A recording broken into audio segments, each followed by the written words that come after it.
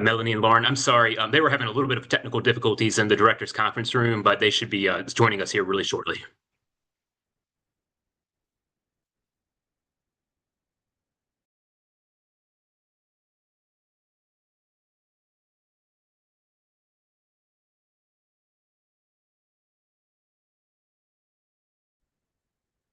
Can you guys hear me?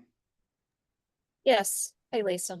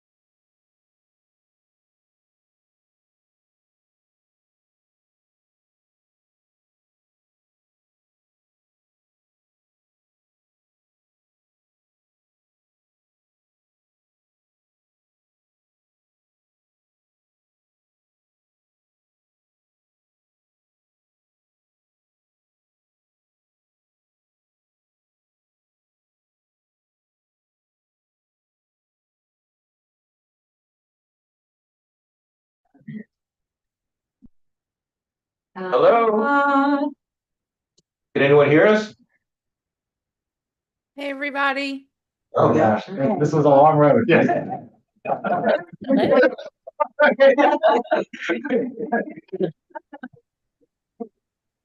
right, this has been quite the compressed schedule for everyone. So Lisa, Melanie, Lauren, thank you guys for joining us.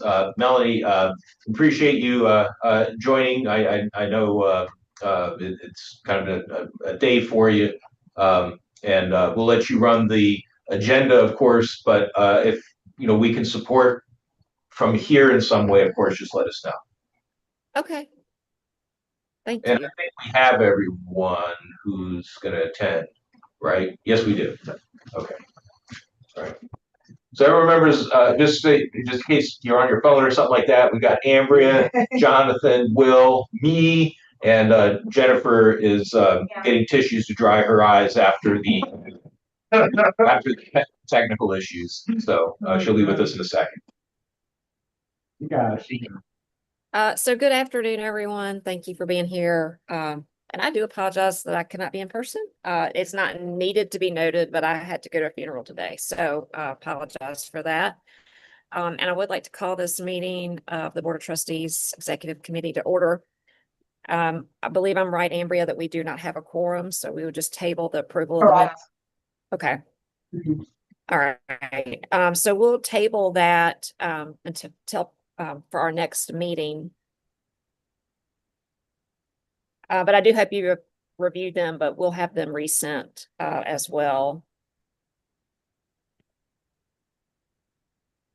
All right, and so next I have just a brief report, and it's really about our committee composition.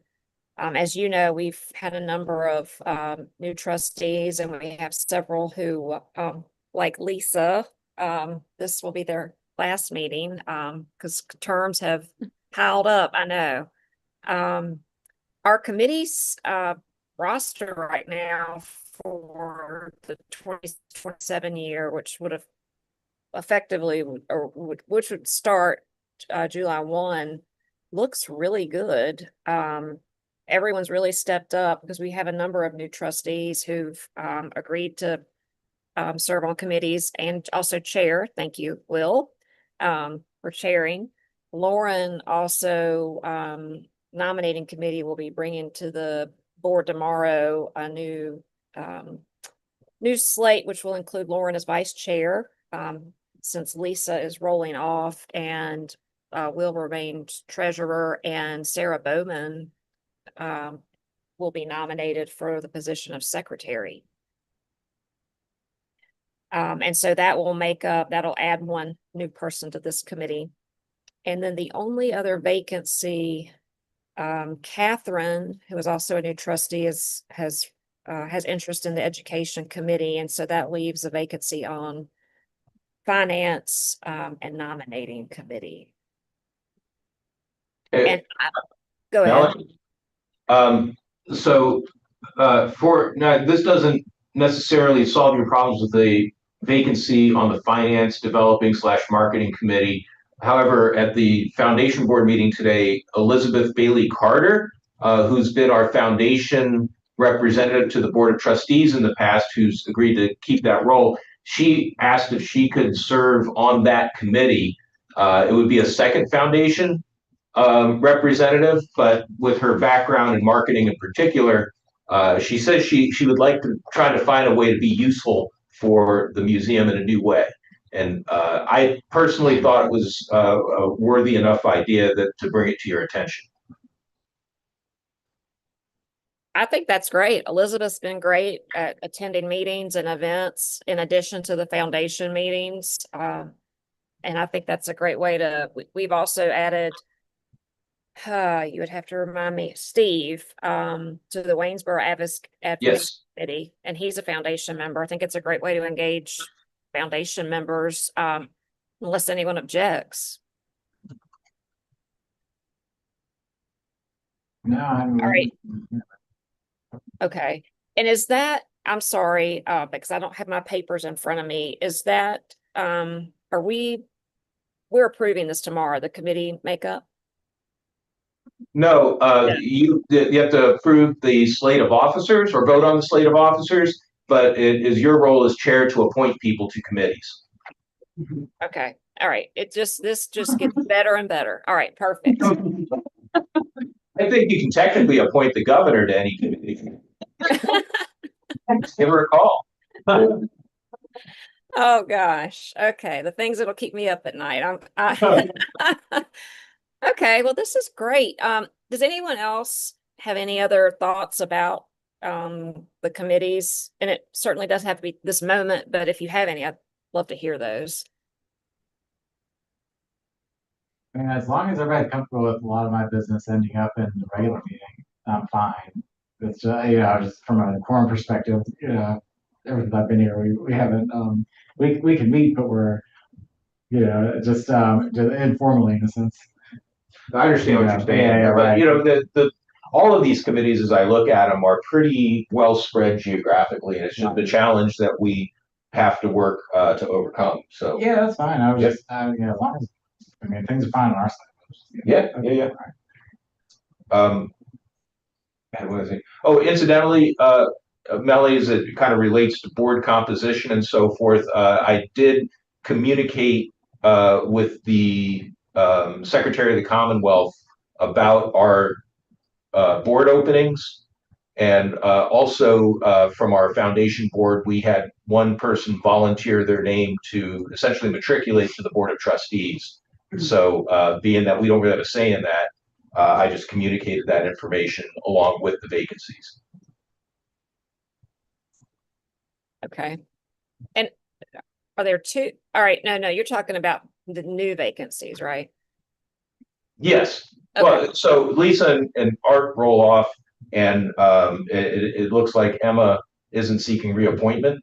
So Right. that leaves 3 vacancies for your board, right? And so I reported that to them, and then also the interest from this one foundation board member. Okay. And Ambry, I just want to clarify too, I'm correct that for committee meetings, do we have the same rules with regards to a completely virtual meeting, that we could do that every other time? Yes, you can do it every other time. And we have to announce that it's virtual. Yeah. And you Okay, can have more virtual meetings, but it won't be, as what Will was saying, you probably won't be able subject to meet the FOIA requirements. So if you have more virtual meetings, then they'll just be like you're meeting informal. You just can't take any official actions during those meetings. That makes So you can like take information, but that's pretty much it.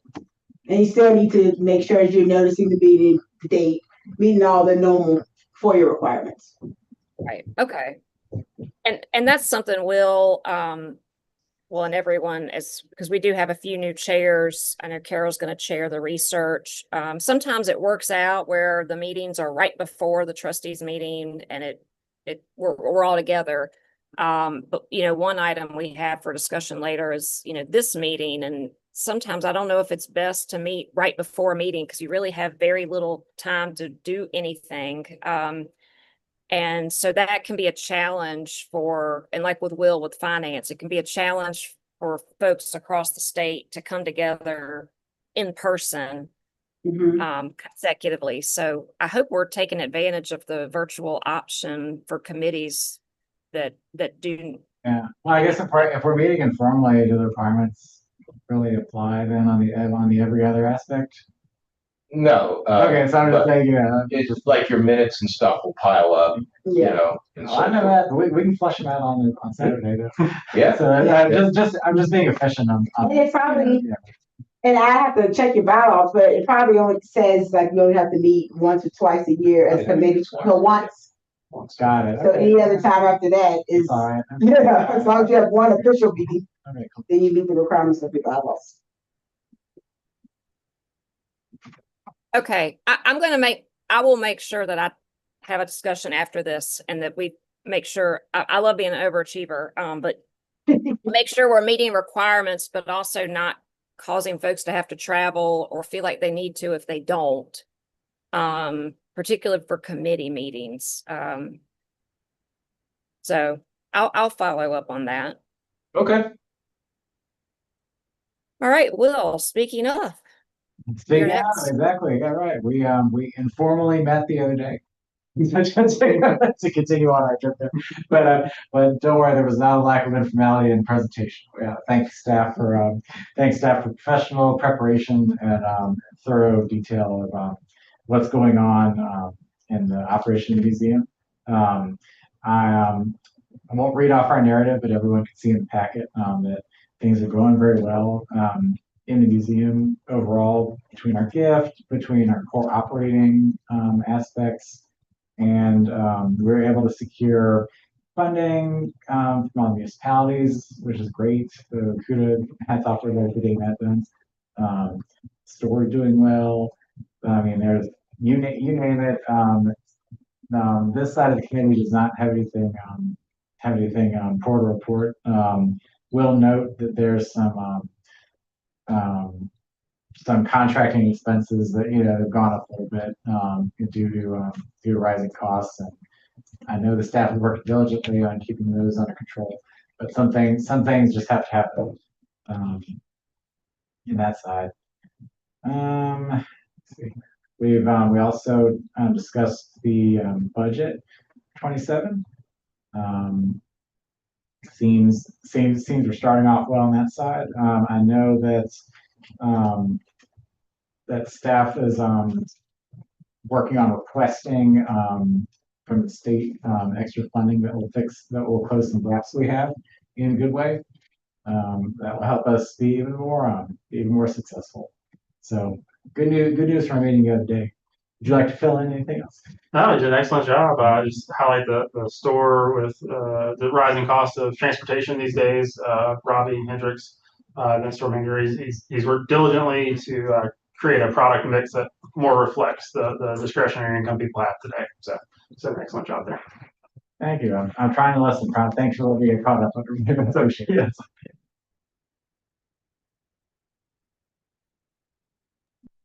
And thank you for the time.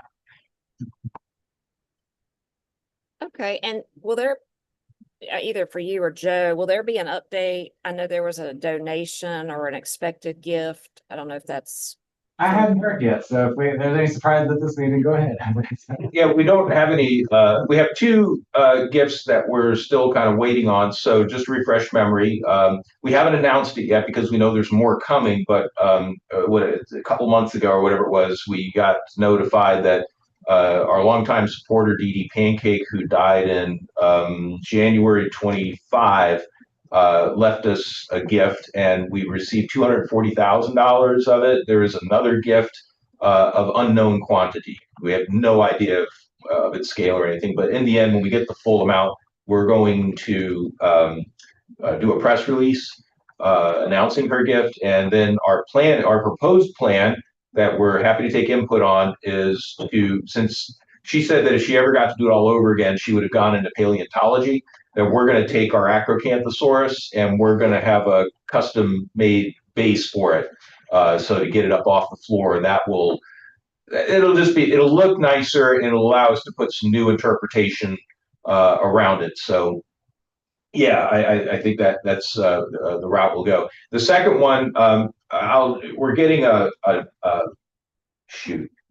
It's a particular form of trust. It's a 15-year payout in which we don't know the amount yet.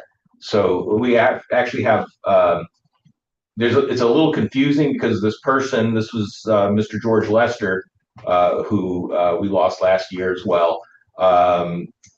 We have been getting regular gifts through a foundation through his request. And so we got another one of those, and we don't know if it's that is going to continue for 15 years or if there's something else. So we're still trying to find some information on that. So yeah, when we get the details, we'll certainly share them. Okay, thank you for that update. And thank you.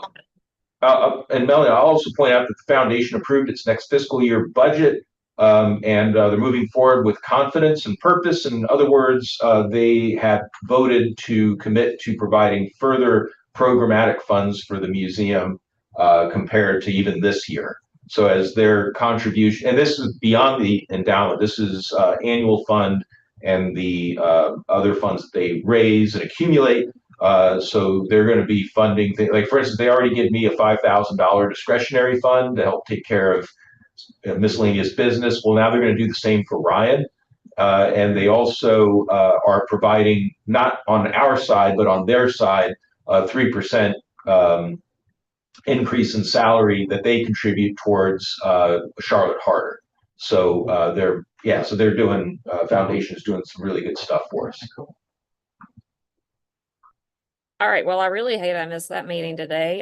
That sounds great. I hope it's not because I wasn't there, but that's awesome. I will be sure to follow up with Tyler and basically say thank you. I mean, they were in fact when Ryan was the one that initiated the conversation with me, and I said, yeah, it sounds like a great idea. And then we brought it to him, and their only question during their finance meeting was, why are you asking for so little? And I said, hey, let's just start. If you want to ramp it up, we can ramp it up, but let's not get ahead of ourselves. So, but it's always good. It's good to have that fund like that around to again help take care of business here and there, and then secondly, making Charlotte feel appreciated as they do rely on her work very much so. All right, that's great. Okay, Joe, so you're next with the executive director's report. Yeah, so we're going to have the retreat in May of 2027. We need to finish out planning our calendar so we can get that on the books as soon as possible. So so everyone can put that on their calendar. We have not selected a location yet. It is still open. We've tossed around a few ideas. So places in the past have been New College Institute, Danville Science Center, Science Museum of Virginia, Frontier Culture Museum. Whatever the board would like to do, we can also make some recommendations. It'd be nice if we could go to some place that was not of a large cost to use the facility. Yeah, but certainly if folks want to meet somewhere, let's do that. But so we'll finish up the calendar soon so we can make the announcement as to first of all the dates, of course, but especially for the joint Board of Trustees and Foundation Board of Directors retreat. VMNH Waynesboro Mobile Science Center is open. We had Riverfest. They reported 750 plus people came through the trailer during Riverfest. So it is impactful in terms of numbers. They have another event this weekend, the Street Art Festival, where there will be us, Virginia Museum of Fine Arts, and the VA250 trailer as well. So curious to see how that going. By the way, that's all going to be run by volunteers, right? So because of board meetings and everything else, we're not going to have a staff presence there, but the volunteers are doing a great job. You sent your best man up to the trailer yesterday to install solar panels on the roof of the trailer, and I think we'll go ahead and hold that conversation for another day. It's all good. It's just that it was a process that required a lot of colorful language. All right. Strategic plan process or progress. That's essentially my board report. I would say I'm very satisfied with everything that's going on. I'll kind of walk through some of the projects that we're going through. So related to specifically to the strategic plan, a couple of projects I want to highlight here would include Dr. Jackson Means, who has developed some novel techniques to use genes to help identify cryptic cave-dwelling millipede species. There's a whole story there about the collection of millipedes from caves around the southeast United States, them identifying Jackson as an expert, and then him having to be innovative to develop new techniques to work with them. So there is a future public story that we can use. And of course, storytelling is part of our strategic plan. Related, Dr. Noel Boaz, our senior fellow, and Adam Pritchard are pretty close to completing the work that they are doing to determine the provenance of one of our mastodons. And as it turns out, and I kind of let the cat out of the bag, no pun intended, in another sense, but that we think now it is the same mastodon, just different pieces, as the one that's on display at Monticello. Right, yeah. So that's going to be a really cool story to tell. Working with Monticello is not like working with us, I will say. Yeah, it's going to require some finessing, but they have in their display the jawbone, and we've got some teeth. We would love just to take these teeth and go to their jawbone and see if the dumb thing fits, right? You know, so again, there's a whole story behind that. Douglas Avenue, we don't have a particular informational update as opposed to stuff we've been doing behind the scenes with paperwork and approvals and stuff, working with the contractor. Jonathan, you agree with that? Yes, 100%. Okay, but asbestos abatement and the HVAC replacement can begin any moment, right? So we're basically just waiting on the contractor. A couple other things they relate to the strategic plan is that we made the request and the foundation approved the use of the Pete Henniker Memorial Fund. We're going to use that to fund one undergraduate intern that will work with Marshall Boyd back in the collections area. And also, if you haven't met him, I hope you get a chance to meet him at some point. There's a guy that lurks around collections. He's actually a science teacher and spends his spare time here, but he's going to spend the summer with us. We're going to fund him through the Pete Henniker Memorial Fund. What he's been doing is, you know, if you go into our Solite collection, I'm sorry, our Solite Quarry exhibit, we've got Tannytrachelos, the enigmatic long-necked lizard that is really kind of the poster child for that site. And over the years, we've taken CAT scans of it, which have been very informational and stuff. Well, they've now got access to better scanning, which they did.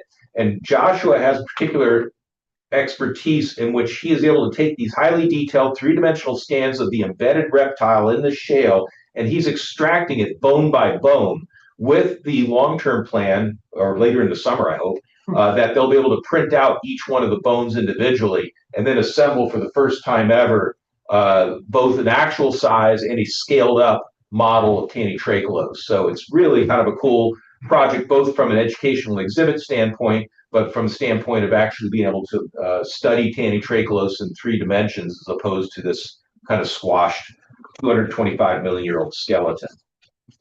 So So that's what's been going on with the strategic plan progress. Just a couple other things I want to point out is that we met, Jonathan and I and Ryan and Christy met with Secretary Smith and his staff a couple weeks ago. The big take home for this, and if anyone wants the document, it's kind of long, but I can certainly forward it to you. Just let me know. He talks about projects that within the Education Secretariat that will fall under 3 horizons. Horizon 1 projects are simple things we could do, maybe move some money around to better improve education in the Commonwealth. Horizon 2 are bigger things that might require some legislative assistance, like projects we want to take on that might require approval of new full-time equivalents to be assigned to that project. And then Horizon 3 are the big picture items. They were already aware of VMNH Waynesboro, for instance, right? So they were the one who brought it up. I didn't. But we also discussed with them the Young Explorers Center and the Cultural Heritage Monitoring Lab. And just for your information, we also, during conversation, brought up that VMNH used to do what was known as the Virginia Science Standards Institute. This was a week, there were 2 of them. They were each 1 week long residential programs fully funded for teachers to learn all about science SOLs. While somebody who was, say, a science major or took a lot of science would be a great refresher for them, but for a lot of our teachers did not take a lot of science classes. So the idea was to provide a professional development opportunity for teachers who want to develop new confidence in teaching the sciences, right? And so they ate it up. They thought it was really cool. It got cut by Department of Education in about 2013 or so, if I remember right. So they might be looking at revitalizing that. And just for your information, you're all welcome if you want to join me. But on June 2nd, somewhere around midday, I think it's 11 a.m., Dr. Kate Maxlow, who is the Secretary's senior advisor, is going to come and tour VMNH and learn more about our 3 different horizons and how we can contribute to the overall Secretariat. So please feel free to join us for a walk around and discussion if you'd like. I don't know who else is coming, people on our staff, or if the Secretary is going to be part of this or not, but that is upcoming. Last bit is events. So Dinosaur Festival, July 24th, 25th, business as usual for us. We've got everything lined up. Adam's got a really, I don't even begin to say I can repeat what he said because it was a cool story, but it was new to me. So you'll have to forgive me there. But that's going to be some new presentation that he's going to be doing for the public. And we're also looking at renting a full-size animatronic T-Rex to draw the kids in. So that should be pretty good. We're opening up the new Waterways exhibit in the new exhibit hall that was formerly the library on August 27th. We've got the artist Suzanne Strike members event on September 17th. This is part of our VA 250 celebration. She had gotten a grant some years back where she went and revisited all the places that Thomas Jefferson wrote about in Notes in the State of Virginia. Kind of like, Lisa, you're the one that turned us on to that book that was about a person who did a similar Yep. kind of about. Yep. Yep.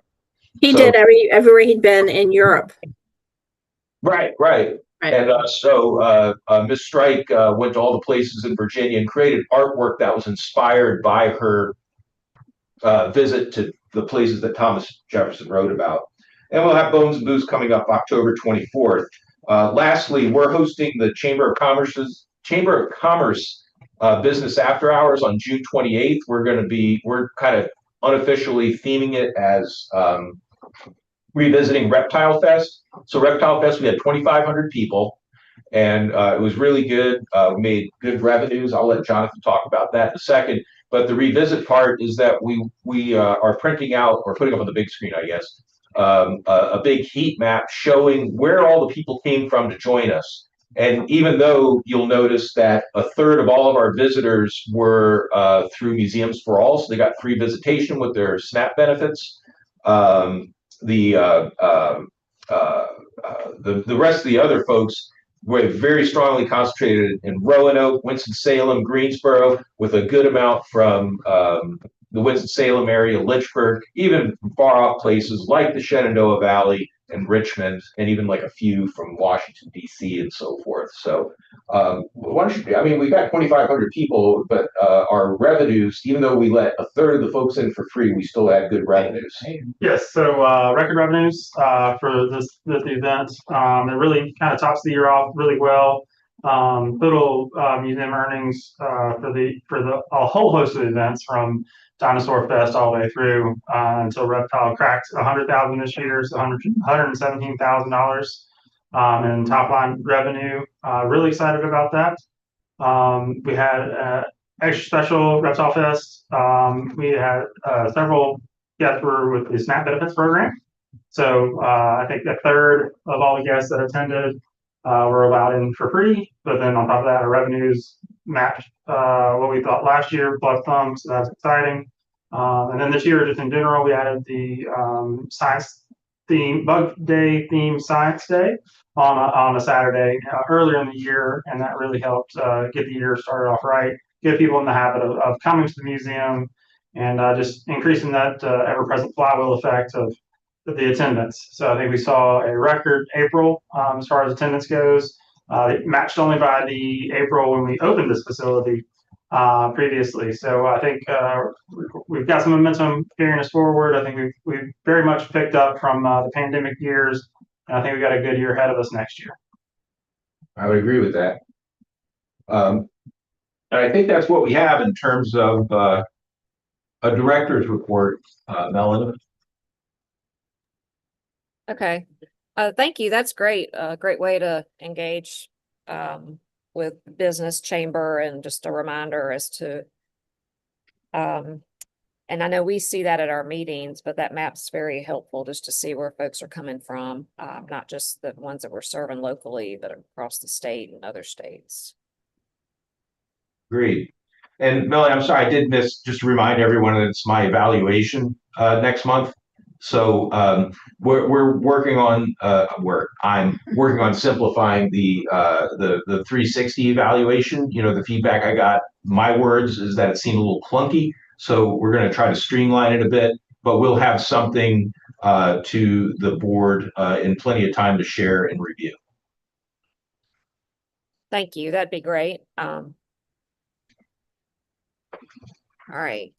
And then today's open discussion, and Lisa, I certainly want you to contribute because you've been on this committee quite some time, really about our meeting cadence. And I alluded to this earlier, while it's can be convenient to have this meeting in person right before our in-person meeting on Saturdays, just thoughts about, and I know we're talking about Board of Trustees, but I also want to just address the Executive Committee.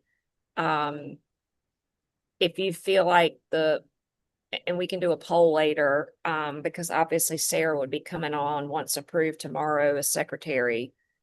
But I wonder if this committee could be more efficient, better, if we met earlier before a trustees meeting versus right before.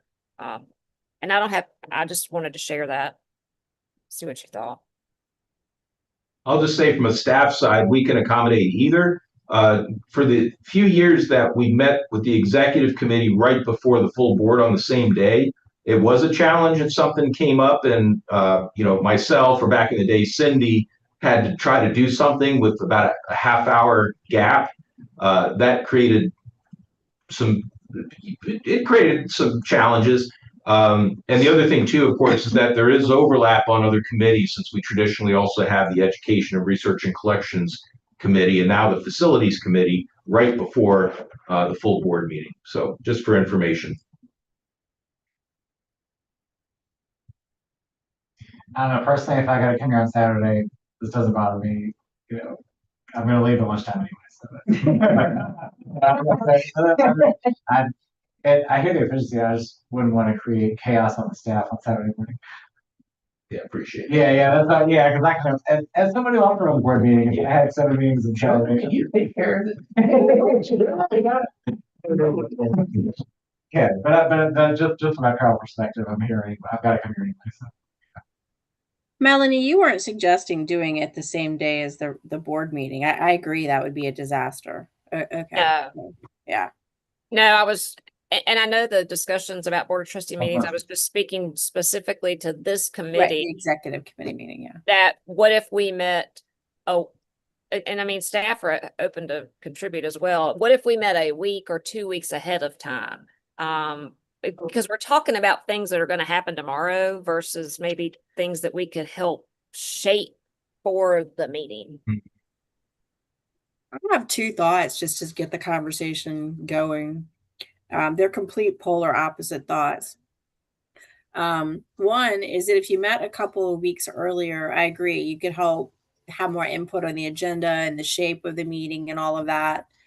But a lot of times we're also scrambling to do last minute things, like we're not going to have a quorum or this can't happen. So if you meet a couple weeks ahead, you might also still need a quick, and maybe it could just be you and Joe, Melanie, but you might need a quick meeting before the meeting nonetheless. And then on the complete opposite side of things, again, this brainstorms.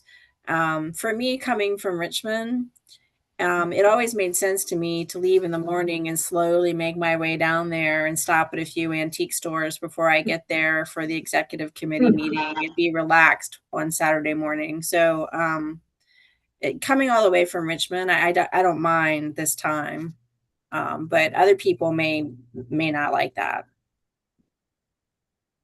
Don't tell my boss, who could listen to this on YouTube in public, but you know. Better do. And Melanie, now that I have a vote in it, but in regards to what Lisa is saying, there's also you still would have to meet the normal FOIA requirements. So you still would have to have 50% of your meetings in person, etc. And so it could require that people come twice in order to meet the quorum requirement, in order to even take any action for you even to have an official meeting. So that's something else to be mindful of, as far as like people's commitments, etc. May I ask what other organizations with statewide boards do? How do they? You don't have to give names, but say one does this schedule. You know what? Well, like the Virginia Museum of Fine Arts, for example, they basically do like you guys do. They have one day it's like all committee meetings, and then the next day is the full board. Okay. And so they pretty much do the same thing, and they have people coming from all over as well. Chev, same thing. Okay. So all of mine pretty much do what you guys do. Interesting. Mhm. Okay. But we could still have unofficial meetings via Zoom or whatever 2 or 3 weeks beforehand. Well, you can have. Yeah, let me clarify. You could meet informally, but if you have an actual meeting where it's more than 3 people, then you still have to meet the FOIA notice requirements. Okay. And so I don't know if it would be worth meeting if Melanie's point is to take actions and you can't take any actions because you still will have the quorum problem that you're having, I think, which is what she's trying to address. What quorum issue? Let me ask a similar question, or maybe it's the same question, just a slightly different way. What if the members of the executive committee who are available met to touch base, like say 2 weeks in advance by Zoom? So they're not going to take any action. They're going to announce the meeting. They're going to take minutes and everything like that. But those are minutes that would be approved because it is the executive committee. It would just be approved at the executive committee meeting. So if they met 2 weeks in advance by Zoom to touch base, discuss some things, etc., it's all public. It's streamed. It's minutes, everything.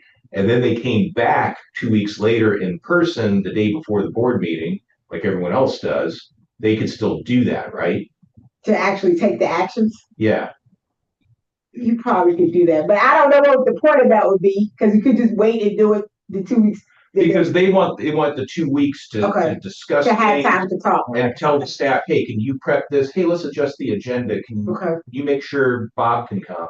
You know, and stuff like that. I'm not trying to speak for you, but am I getting the gist of hopefully what you're looking for? What you're trying to do? Yeah.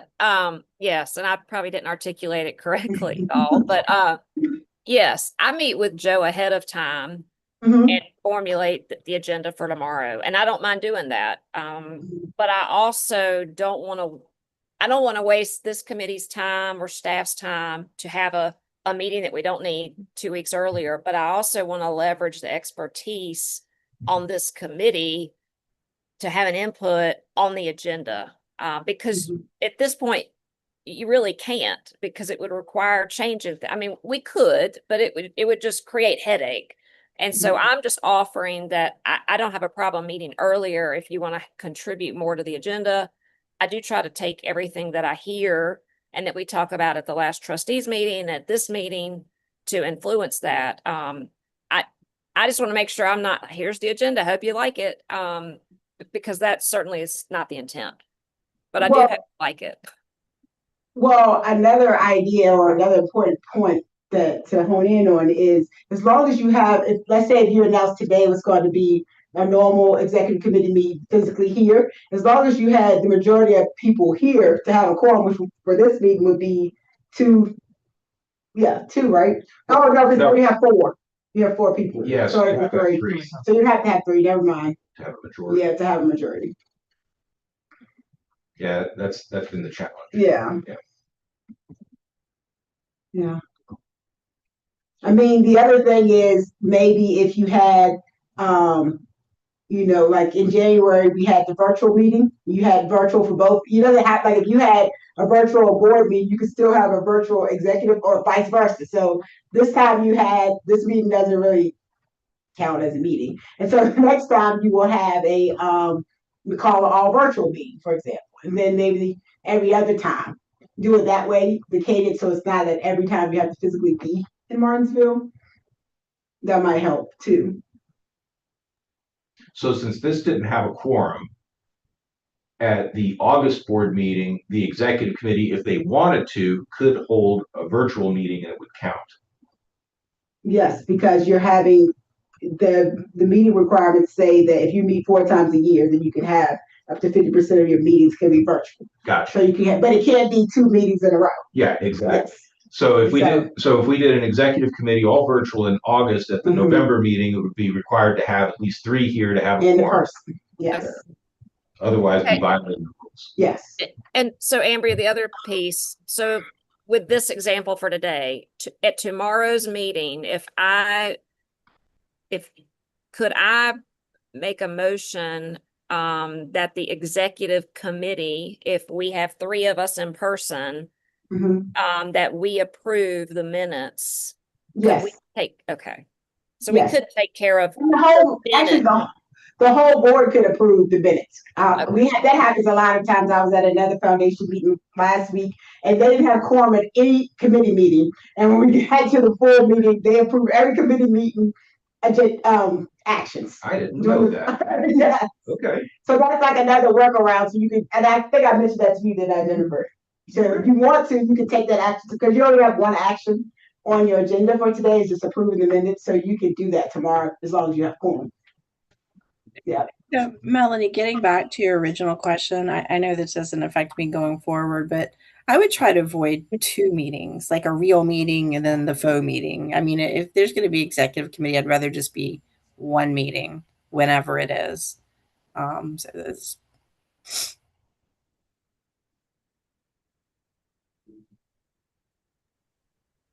Okay, thank you. And the other item, and I don't know if there's anything that Joe or Jennifer need to share on the dates other than what's already been shared, that you're finalizing that now for the board. For next year's board meetings, do we have? We don't have those. Okay, we'll update that document. And we'll take a look at calendar. In fact, we can probably have that for tomorrow. We just got to put 4 days down.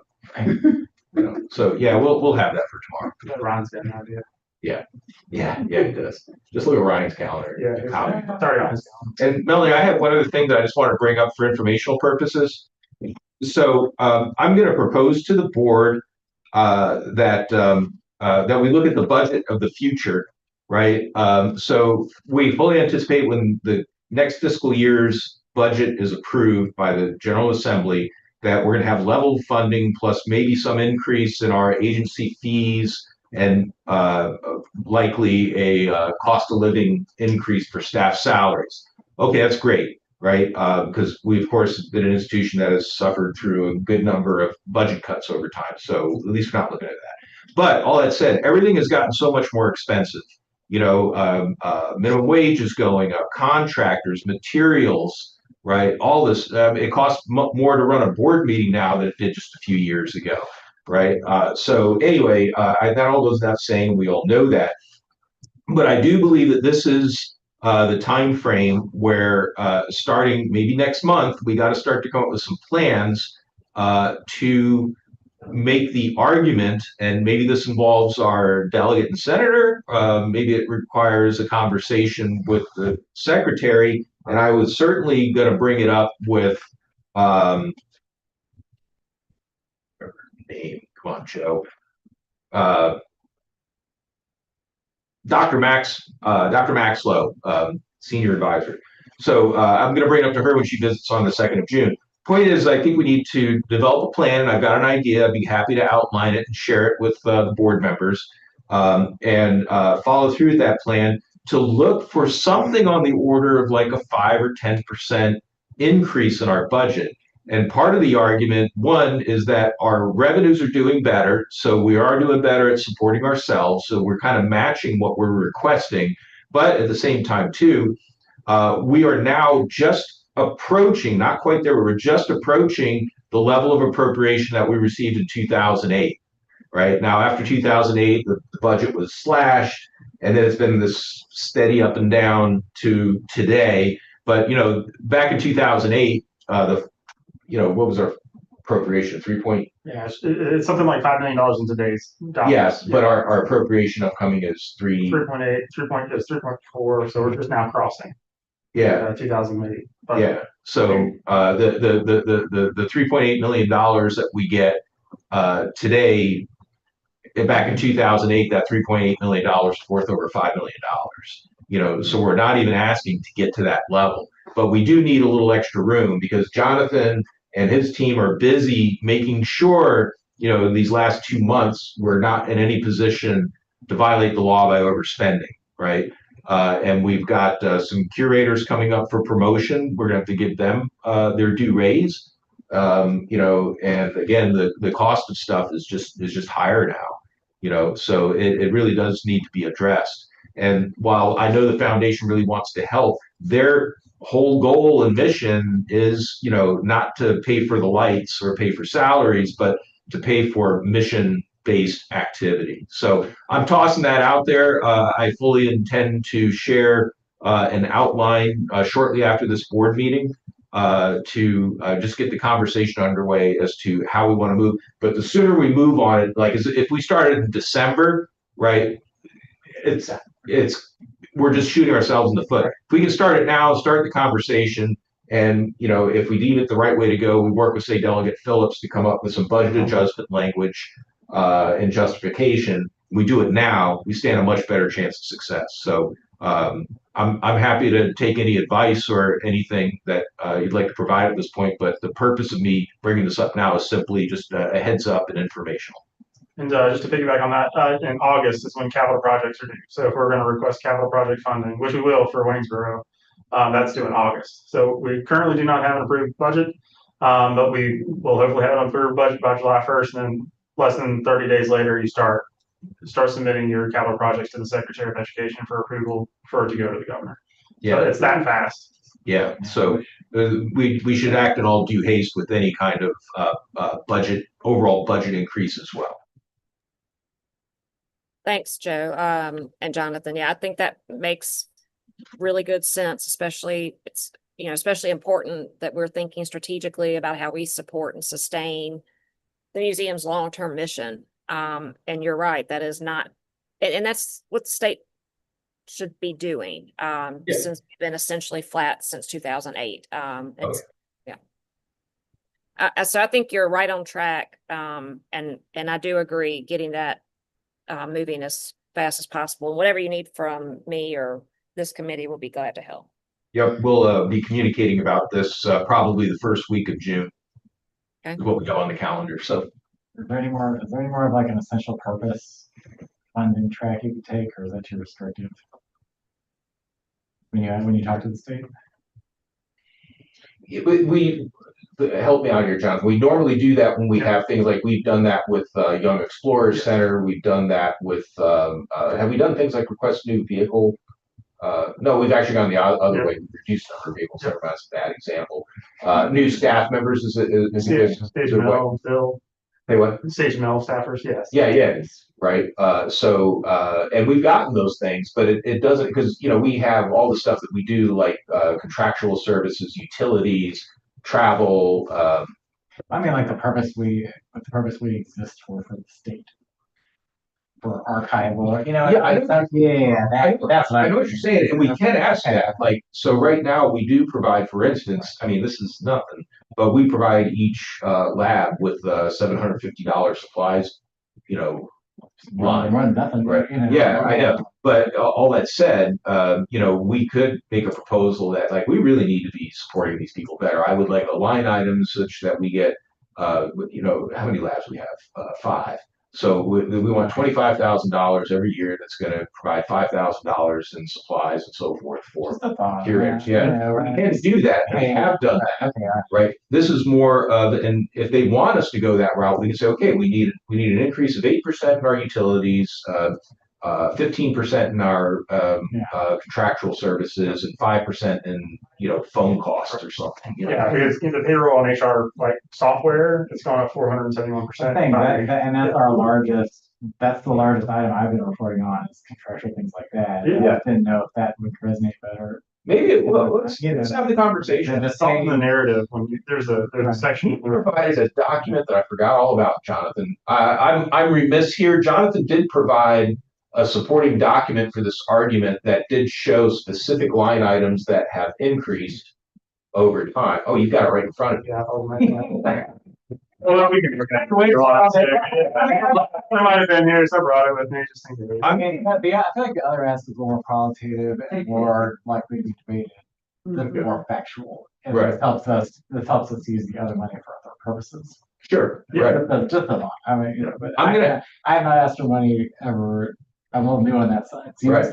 Yeah. I'm going to ask Jonathan before he leaves tonight to share that document with each of you through a blind carbon copy. So as not to violate FOIA, and you'll get a copy of it too, Will. And so so we'll bring all this up, and I think now the more I'm thinking about it, the idea of Will saying and using Jonathan as thanks for reminding me of that. No. Just in time for the meeting. Good job. Cool. All right. All right. I think that's what I have, Melanie. We'll communicate further about this. Okay, thank you. Are there any other items or topics anyone would like to bring up? Okay. Tomorrow, I just want to double check. I was considering taking a break for folks to go to the restroom if and when it was convenient, but to also be able to walk back and look at the progress. And I don't know if I call it the new name or the old name. Is that something that's ready, or would you rather me not do that?